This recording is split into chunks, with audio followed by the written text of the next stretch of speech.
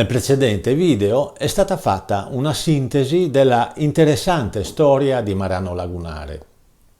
Oggi invece vi presento la riserva Valle Canal Novo che si trova nella adiacente laguna. Questa riserva ospita una fauna e una flora che costituiscono un parco naturalistico molto interessante. Al suo interno ci sono alcuni casoni che riproducono quelli che in passato venivano utilizzati dai pescatori. Sono fatti di legno con tipici tetti costituiti da strati di canne che si trovano in abbondanza nella laguna. In questi casoni sono allestiti dei punti di osservazione che consentono ai visitatori di studiare e fotografare le tante specie di uccelli che sono presenti nella laguna. In uno di questi casoni c'è anche un acquario che consente di vedere da vicino le tipologie di pesci che popolano la laguna.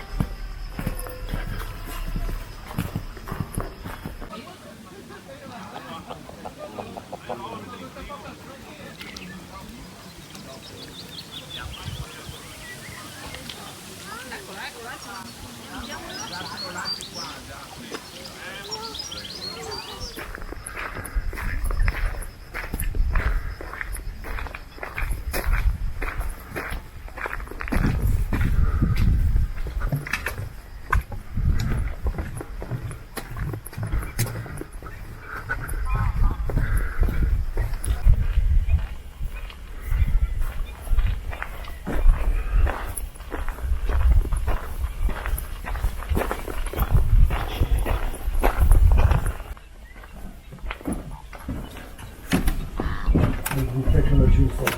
No, ok. Ah sì.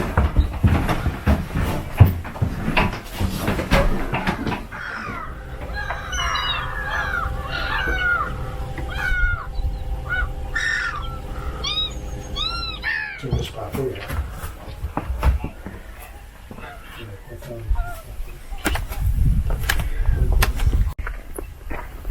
Nervoso, che scannoci.